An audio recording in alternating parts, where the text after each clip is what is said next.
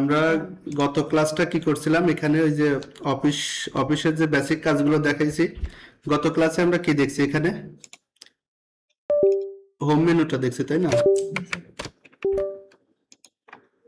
আচ্ছা, গত ক্লাসে আমরা দেখছি হোম মেনু। হোম মেনুর মধ্যে এখানে কিছু লেখার পরে এটা আমরা কিভাবে করছি, এটা কপি পেস্ট কাট, তারপরে এখানে যে মেনুগুলো আছে হোম মেনুর আন্ডারে যে ইয়ে আছে আপনার, এখানে সাইজ আছে, ফন্ট সাইজ, ফন্ট স্টাইল, তারপরে বোল্ড করা, ইটালিক করা, বাকি যা কাজ আছে এখানে সব আমরা করছি না?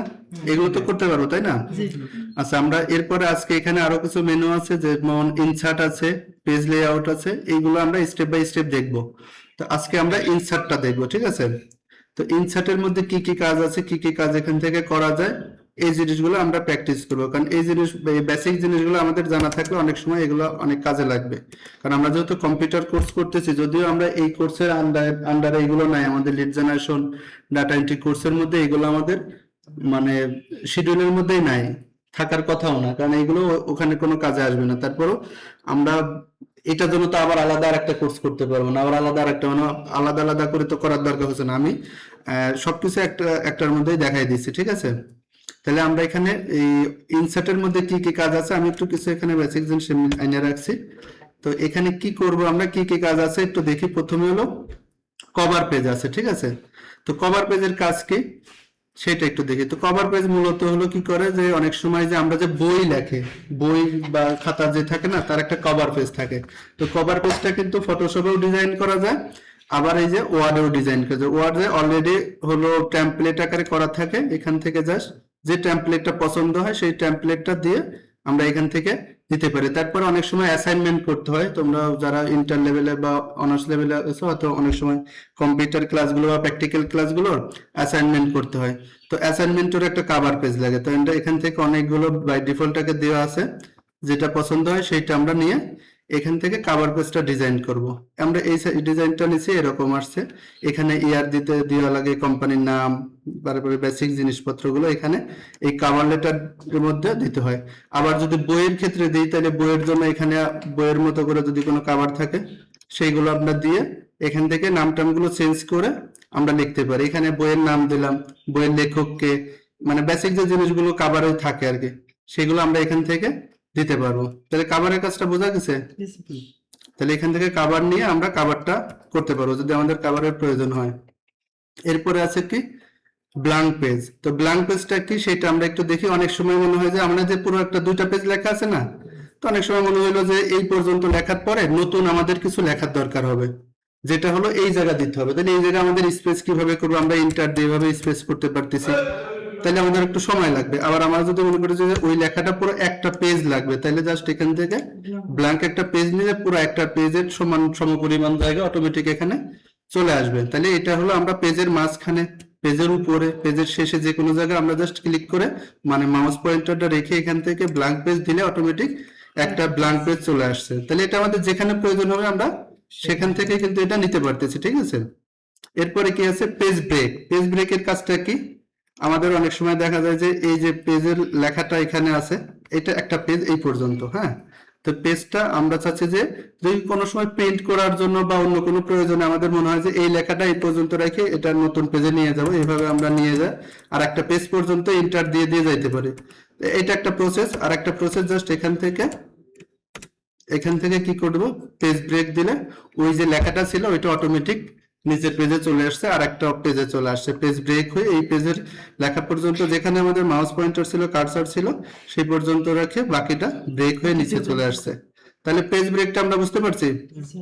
আচ্ছা, এরপরে বেসিক কিছু জিনিস আছে, যেমন হচ্ছে টেবিল। এইটা অনেক সময় ওয়ার্ডে অনেক কাজে লাগে। তো টেবিলটা আমরা একটু দেখি, এখানে টেবিলের কি কাজ। অনেক সময় ওই ওয়ার্ডের মধ্যে অনেক সময় নাম, ঠিকানা, ফোন নাম্বার বা ওই হিসাব, কিছু বেসিক হিসাব আমাদের লিখে রাখার প্রয়োজন হতে পারে, সেই ক্ষেত্রে আমাদের টেবিল লাগে। তো টেবিলে আমরা এখানে ক্লিক করার পরে এখানে অনেকগুলো অপশন আছে, বাই ডিফল্ট দেওয়া থাকে, আমাদের যতটুকু প্রয়োজন ততটুকু আমরা নিতে পারি। এটা কোনটা রো আর কোনটা কলাম এটা বোঝো, বলো তো জাহিদ, কোনটা রো কোনটা কলাম? মানে এইভাবে যেটা থাকে এটা রো, আর এইভাবে যেটা থাকে কলাম, উপর থেকে নিচ পর্যন্ত কলাম, লেফট রাইট, এটা হলো রো। তাহলে আমরা যদি এইভাবে মনে করো যে আমাদের 5টা রো, 5টা কলাম দরকার, তাইলে আমরা দেখো এই যে 5টা রো 5টা কলাম আসছে, এরকম একটা টেবিল। আমরা যদি মনে করি যে আমাদের রো লাগবে কম, টেবিল কলাম লাগবে বেশি, তাহলে এরকম নিতে পারি। তাহলে আমরা যতটুকু লাগবে জাস্ট ক্লিক দিলে অটোমেটিক টেবিলটা ওই পর্যন্ত হয়ে গেল।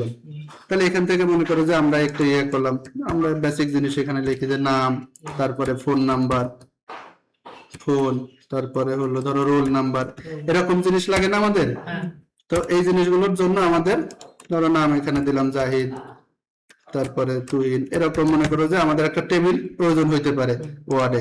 তো সেই ক্ষেত্রে কি করবো, আমরা জাস্ট ওখান থেকে কাস্টম টেবিল দিতে পারবো। এরপরে আরেকটু আছে কাজ টেবিলের মধ্যে, আবার ইনসার্টে আসি। এখান থেকে তো আমরা এইভাবে করতে পারবো যতটুকু প্রয়োজন নিলাম। এরপরে ইনসার্ট টেবিল আছে। ইনসার্ট টেবিল হলো এখান থেকে নাম্বার অফ কলাম, কতগুলো কলাম লাগবে আমাদের সেটা অটোমেটিক এখান থেকে আমরা সিলেক্ট করে দিলে হয়ে যাচ্ছে। ধরো আমাদের 5টা কলাম লাগবে, এরকম করে 5টা লাগবে, আর রো লাগবে ধরো 2টা। সাপোজ এখানে যদি কম বেশি লাগে তাহলে আমরা আবার বাড়াই নিচ্ছি।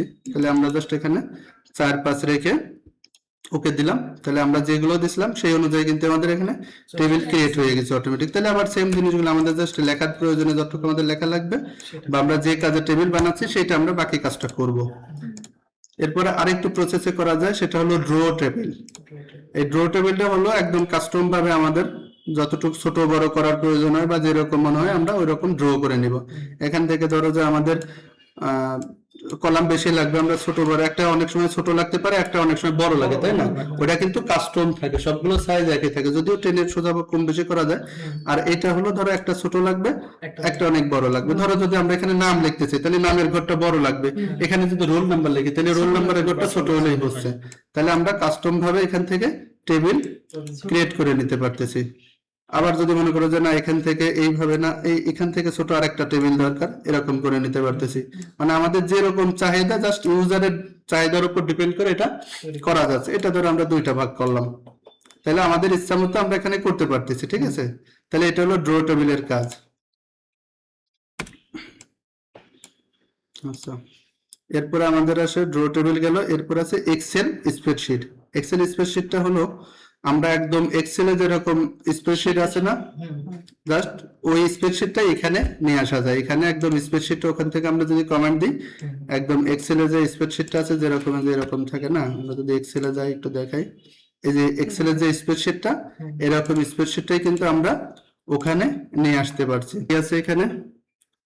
Quick table. এখন কুইক টেবিলটা কিরকম, ধরো বাই ডিফল্ট দেওয়া থাকে, যখন এখানে ক্যালেন্ডার স্টাইলে কিছু টেবিল দেওয়া আছে, এখানে আরো অন্য অন্য মডেলে দেওয়া আছে। যে মডেলগুলো আছে এই মডেল যদি আমাদের অনেক সময় ক্যালেন্ডারের জন্য আমরা টেবিল বানাইতে চাচ্ছি, তাহলে ক্যালেন্ডারের মতো করে একটা টেবিল চলে আসছে। এখান থেকে আমরা নাম, এই যে কি বলে সংখ্যা টংখ্যা এগুলো চেঞ্জ করে মানে নিজেদের মতো কাস্টমাইজ করে নিতে পারতেছি, তাই না? তাহলে এখান থেকে কুইক টেবিল আমরা নিতে পারতেছি। এরপরে আছে বাকি কি পিকচার। তাহলে পিকচারের মধ্যে কি আছে, এখান থেকে আমরা অনেক সময় ওয়ার্ডে পিকচার অ্যাড করার প্রয়োজন হয়, এরা যখন অ্যাসাইনমেন্ট করা লাগে বা অন্য কোনো কাজে অনেক সময় আমাদের এখানে পিকচার অ্যাড করা লাগে। তাহলে পিকচারটা আমরা কিভাবে অ্যাড করব, জাস্ট এখান থেকে এই যে পিকচারে ক্লিক করব, পিকচারটা আমাদের কোথায় আছে সেই জায়গা থেকে আমরা পিকচারটা নিয়ে আসতে হবে। ধরো ডেস্কটপে যদি আসি বা ডাউনলোডে আসি, ডাউনলোডের মধ্যে কোথায় পিকচার আছে এগুলো আমাদের আগে থেকেই করে নিতে হবে। জাস্ট ওইটাতে ডাবল ক্লিক করলে ওই যে পিকচারটা অটোমেটিক এখানে চলে আসবে, ঠিক আছে? আচ্ছা, আমাদের ওই ভিডিওটা লাগবে না, তুমি ফ্যান দাও আর হলো ওইটা অফ স্টপ করে দাও। তাহলে আমাদের কি আছে, এখান থেকে আমরা যদি করতে চাই, পিকচার এখান থেকে আনতে চাই, পিকচার নিয়ে আসতে পারতেছি। এখান থেকে পিকচার আবার আমরা টেনে ছোট বড় করতে পারতেছি, আমাদের মতো সাইজ করতে পারতেছি। এখান থেকে এটা আবার যদি এই যে এখন লেফটে আছে, আমি কিন্তু এটা টানলে এইভাবে আসতেছে না, তাহলে আমাদের এটার জন্য আবার কি করতে হবে, যে এখান থেকে পজিশন আছে না, সেন্টার যদি নিতে চাই সেন্টার, তারপরে লেফটে রাখলে লেফট, রাইটে নিলে রাইট, ঠিক আছে? তাহলে পিকচারটা আনার পরে অনেক সময় পিকচারটা উপরেই লাগে বা মিডিল পজিশনে লাগে, তাহলে এখান থেকে আমরা সেন্টারে রেখে দিব। আর যদি লেফটে রাখার প্রয়োজন হয় তাহলে লেফটে দিব। এটা হলো হোম মেনুর আন্ডারে চলে আসলাম আবার, জাস্ট ওইটা দেখানোর জন্য। তাহলে পিকচার আমরা আনতে পারবো, এখান থেকে পিকচার এনে ছোট বড় যতটুকু লাগে আমরা সেই অনুযায়ী এখান থেকে কাজ করতে পারতেছি। তো পিকচারের পরে কি গেল, ক্লিপারটা ওরকম লাগে না আমাদের। এরপর আসতেছে শেপ। এই শেপটা অনেক সময় লাগে, শেপটা হলো একদম কাস্টমাইজ করা থাকে। এখানে অনেক ধরনের শেপ আছে, যেই শেপটা আমাদের প্রয়োজন হয় সেই শেপটা আমরা এখান থেকে নিতে পারি। তাহলে আমরা একটা শেপ নিয়ে এখান থেকে শেপ নিয়ে টান দিলে ওই রকম ভাবে শেপটা এখানে হয়ে যাচ্ছে। তো আমরা একটু এটাকে দেখাই কি কোনো শেপের কি কাজ লাগতে পারে। ধরো এটাকে এখানে একটা শেপ দিতে চাচ্ছি, জাস্ট আমরা ইনসার্টে আসলাম, আসার পরে শেপ নিয়ে এখান থেকে যে শেপটা আমার পছন্দ হয় বা যে শেপটা দরকার হবে সেরকম একটা শেপ নিতে পারি। জাস্ট এখান থেকে একটু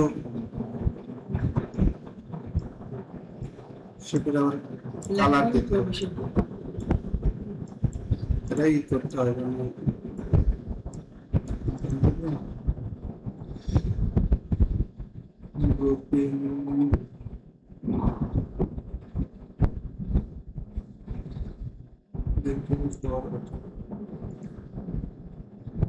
লেখাটা উপরে না কাছে আছে এখান থেকে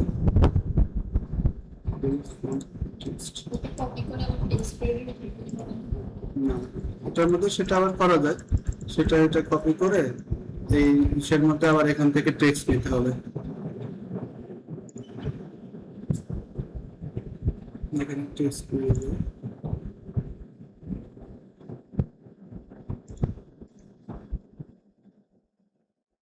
এখান থেকে আমাদের full forward being in font text, এটা আমরা যদি পিছনে দিয়ে দিই তাহলে আমাদের এই লেখাটা সামনে থাকবে আর এটা পিছনে চলে যাবে। তাহলে আমরা এটা আবার কালার টালার দেওয়া যায় এখান থেকে, এই যে শেপের কালার দেওয়া যায় এখান থেকে। শেপে যদি আসি, শেপের এখান থেকে কালার আছে, এটা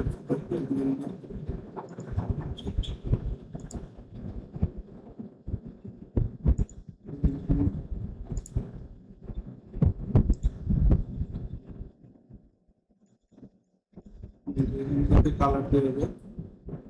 শেপটা যে এসে দিতে চাই এরকম এখানে অনেক কালার আছে। তাহলে শেপটা পছন্দ মতো নিয়ে যে শেপটা দরকার হবে ওই শেপটা নিব, এবং শেপটা যদি কালার করার প্রয়োজন হয় তাহলে আমরা এখান থেকে কালার টালার করতে পারতেছি। মানে এখানে অনেকেই আছে, এটা প্র্যাকটিস করতে করতে অনেক হয়ে যাবে। শেপ অনেক ধরনের শেপ আছে, যে শেপটা যেখানে প্রয়োজন হয় সেই শেপটা সেখানে নিয়ে সেটা আমরা প্র্যাকটিস করব। এরপরে কি আছে, শেপের পরে হাইপার লিংক আছে, এইগুলো খুব একটা বেশি লাগে না। এই যে কুইক ওয়ার্ডারটা আছে, ওয়ার্ডারটা আমাদের অনেক সময় লাগে যে আমরা কোনো লেখাটাকে যদি ডিজাইন করতে চাই সেই ক্ষেত্রে আমাদের ওয়ার্ডারটা প্রয়োজন হয়। তাহলে আমরা যদি এখান থেকে ওয়ার্ডারটা কাজ করি, কোন স্টাইলে লেখাটা লিখতে চাই, এই লেখাটা এখানে লেখা আছে, আবার এখান থেকে যদি মনে করি আরো লিখতে চাই তাহলে লেখাটা লিখে আমরা সেটারে সেই ডিজাইনে করতে পারি। ঠিক আছে, এখানে এই ওয়ার্ডারটা দিয়ে অনেক রকম মানে লেখা এখান থেকে প্র্যাকটিস করা যায়, যে ডিজাইনটা দিবা সেই রকমই আসবে ওখানে। জাস্ট এটা এখানে লিখে এখানে তার নাম দিতে হবে, ধরো একটা নাম দিয়ে এখান থেকে আবার ফন্ট সাইজ ছোট বড় করে নেওয়া যাচ্ছে, বোল্ড করবা নাকি নরমাল রাখবা, ইটালিক করবে কিনা সবই এখানে আছে। জাস্ট ওটা করে এন্টার দিলে সেই স্টাইলে ফন্টটা এখানে চলে আসতেছে। আমরা এটা যদি সেন্টারে নিয়ে আসি এবং এটাকে যদি টেনে ছোট বড় করতে চাই তাহলে ছোট বড় এখান থেকে নিজেদের ইচ্ছা মতো করা যাবে। তাহলে ইনসার্টের মধ্যে এই অর্ডারটা মাঝে মাঝে দরকার হয়, এখানে আরো অনেক ধরনের আছে, সেটা ভালো লাগে সেটাই। তাহলে বেসিক জিনিস যেগুলো মূলত লাগে এই জিনিসগুলো আমি দেখাইলাম, আর বাকি তোমাদের আরো যেগুলো আছে একটু সবসময় ঘাটাঘাটি করে প্র্যাকটিস করলে পারে, দেখবা যে ওখান থেকে সেটা নষ্ট হওয়ার কিছু না। এখানে প্র্যাকটিস করবা, যেখানে ভুল হবে আবার কন্ট্রোল জেড দিয়ে বা নতুন করে কেটে আবার ঢুকলেই আগের মতো। তার মানে এখানে ভয় পাওয়ারও কিছু নেই আর কোনো সমস্যাও নেই। তাহলে এই ইনসার্ট মেনুর আন্ডারে যে জিনিসগুলো আছে এই জিনিসগুলো আজকে একটু প্র্যাকটিস করবে, তারপরে বাকি জিনিসগুলো পেজ সেটআপটা আর রেফারেন্স এগুলো খুব বেশি লাগে না, এই জিনিসগুলো আমাদের খুব বেশি কাজে লাগবে না। আমরা যেহেতু বেসিক জিনিসগুলো দেখতেছি, হোম মেনুর আন্ডারে মূলত যতটুকু ছিল এটাই মেন লাগে, আর ইনসার্টের কিছু জিনিস লাগে যেগুলো আমি দেখাই দিলাম এই জিনিসগুলো। তাহলে ইনসার্ট মেনুটা আজকে প্র্যাকটিস করবো। ঠিক আছে, ইনসার্ট মেনুটা প্র্যাকটিস করবো, কোথাও সমস্যা হলে আমার ডাক দিয়ে আমি দেখাই দিব না, যার সেটা যায় একটু প্র্যাকটিস করবো।